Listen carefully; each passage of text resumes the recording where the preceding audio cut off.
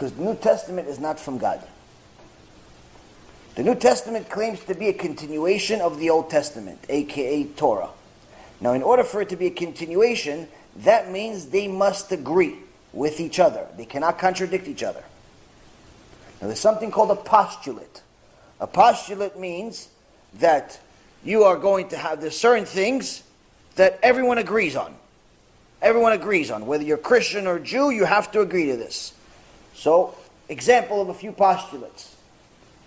Rabbi Tovia Singer is an expert in this field, and he talks about this. This is where I learned this specific part from. And he says, everyone agrees, Christian or Jew, that it's possible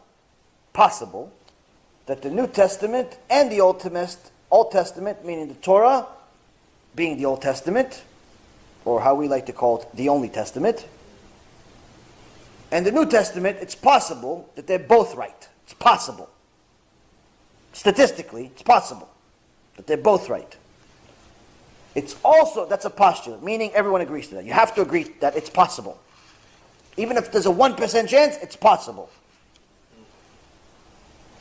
2, everyone agrees that it's possible that the Torah is right and the New Testament is wrong. Everyone agrees that it's possible for the Torah to be right and the New Testament to be wrong. It's possible. Why? Torah came first. Before Christianity was born, there was only Judaism or idol worship. There was no other form of Judaism. There wasn't conservative, reform, Chabad, Breslev. There wasn't any of that stuff. It was Judaism, and then there was idols. Then there was Christianity, and then 80,000 other religions were born after that. Point is that at that moment, before Christianity was born, everyone agrees Judaism was definitely right. Before Christianity was born, everyone agrees Judaism was definitely the right place to be.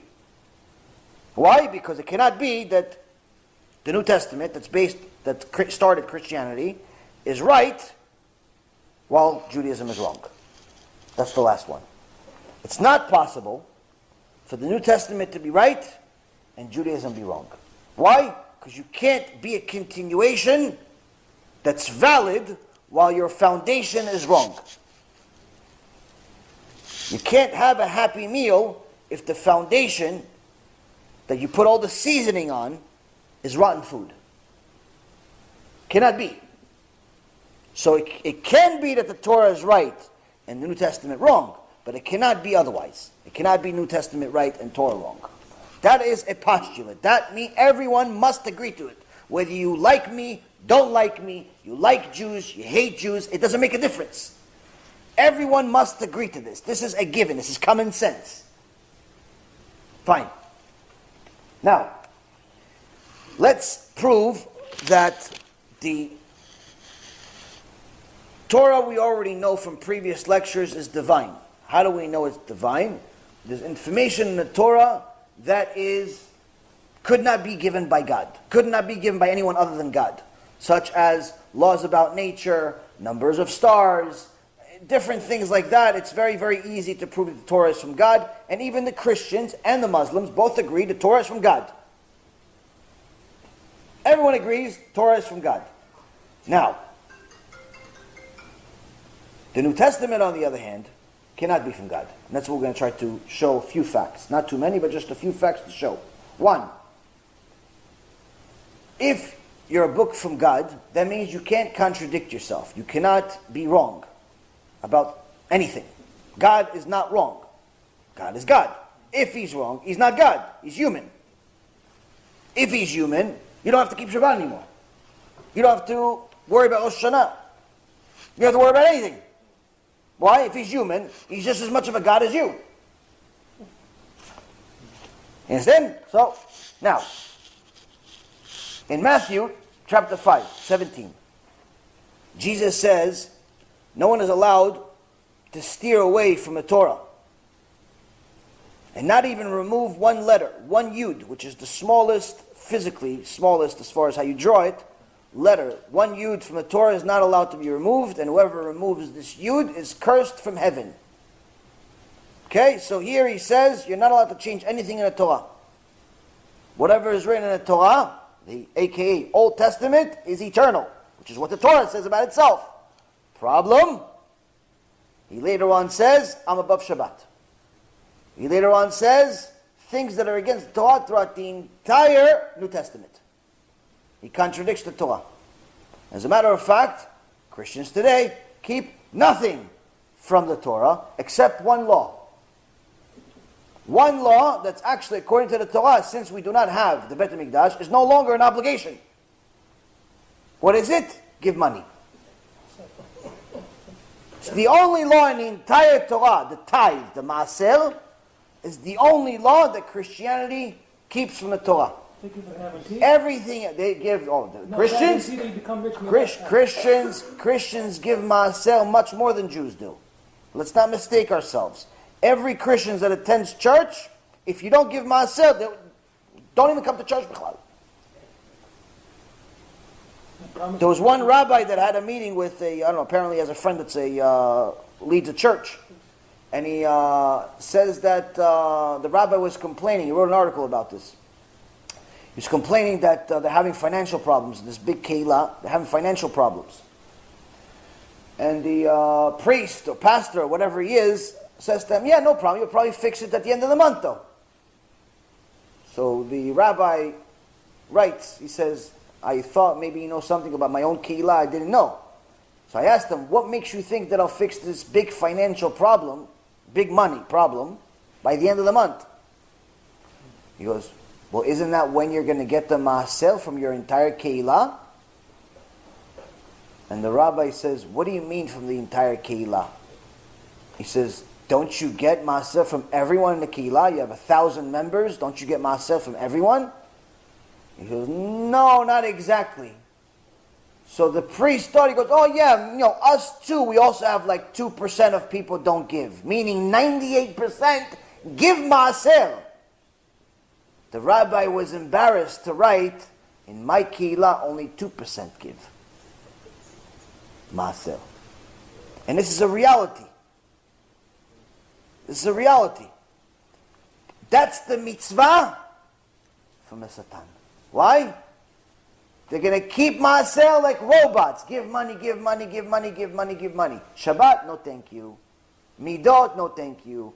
Tarat mishpacha, no thank you. Kosher food, no thank you.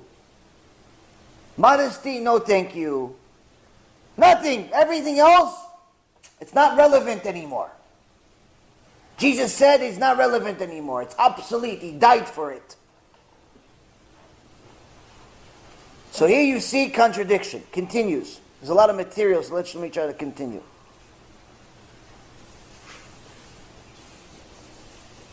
The Torah specifies in Parashat Chaya Sarah, after Sarah Imenu, the wife of Avraham Avinu, died. Avraham Avinu bought Me'arat HaMachpelah. Who did he buy it from? Who did he buy it? Not where. Who did he buy it from? Ephron. Ephron Achiti. The New Testament says in multiple places that Avraham bought it from the sons of Hamor. Who's Hamor? The one that raped Dinah. Didn't even live in the same generation. Different person, Bichlal. On top of it, it's very specific in multiple places in the Torah, in Parashat Chayei Sarah, in the book of Joshua, in multiple places, where the Me'arat HaMachpelah is located. Where is it located? Hebron. New Testament says, in Act 7, where is it? Shechem. Different city, Bichlal. Nablus. Different city. Miles and miles away. It's not even the same. You want proof for it? Go to Me'arat HaMachpelah. It still exists. What, God forgot the address?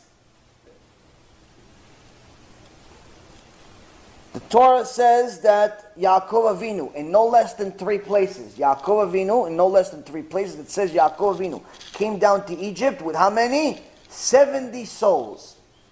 New Testament says 75. All of a sudden, their God forgot how to count. 70, we just added 5. Where did the other 5 come from? Where did they come from? Last but not least, the Torah specifically says in the 5 books of Moses in multiple places, Book of Deuteronomy in multiple places, but also in the books that the Christians love the most. What do they love the most? Prophets. What's one of their favorite prophets? It's Isaiah, Jeremiah, Zechariah, all these prophets. They love prophets. Why? Because they're the most difficult to understand. Now, let's go with the book they like. They like Jeremiah. Jeremiah, chapter 11, verse 2 through 5. It says, "Cursed be the man who will not obey the terms of this covenant," specifically mentioning how idol worshippers bring trees into their house. It says, whoever brings trees into their house, it's a form of idol worship. Every year Christians bring trees into their house. And unfortunately some Jews too, that have become Christianized.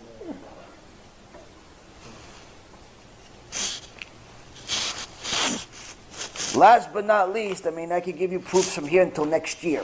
There's mamash. I have, 5, 6 books full of notes. And there's more at home. I'm trying to give you things that I like the most and some things that perhaps weren't mentioned or you haven't heard before. I'm sure you heard of most of them, but not all of them. In the Torah, there's a word called re'em. Re'em is a biblical animal that was like a giant ox / deer. It doesn't exist anymore. It was a giant animal. It's mentioned in the Torah 9 times. 9 times in the Tanakh. Psalms 22 verse 21. Psalm 29 verse 6. Psalm 92 verse 10. The book of Job 39 verse 9 and 10. In Deuteronomy, 5 books of Moses, chapter 33 verse 17. And book of Numbers 23, 22. So both in the 5 books of Moses and beyond.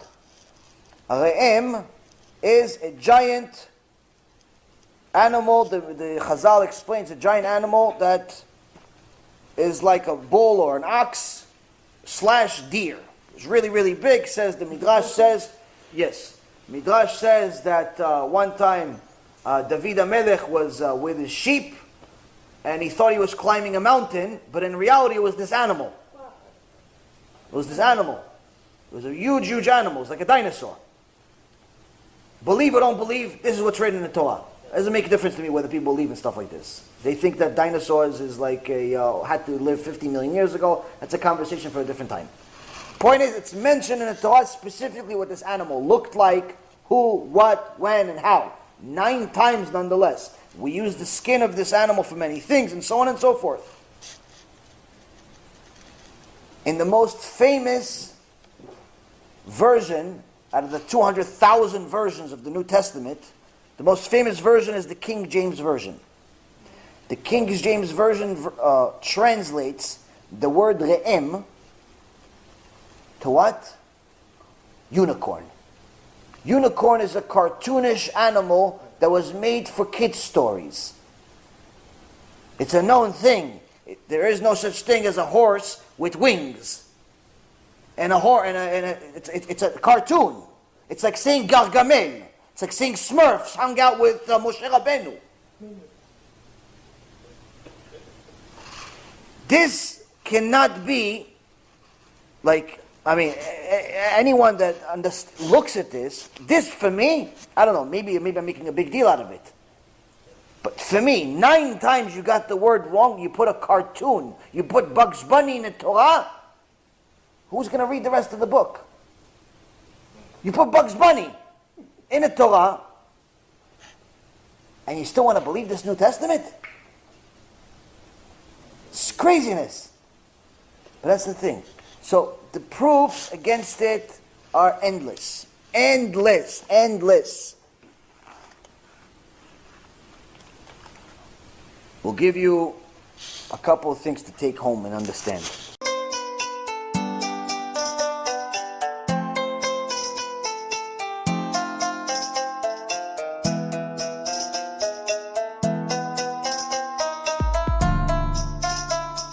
Let me know what you think, and make sure to share it, because other people need to learn too.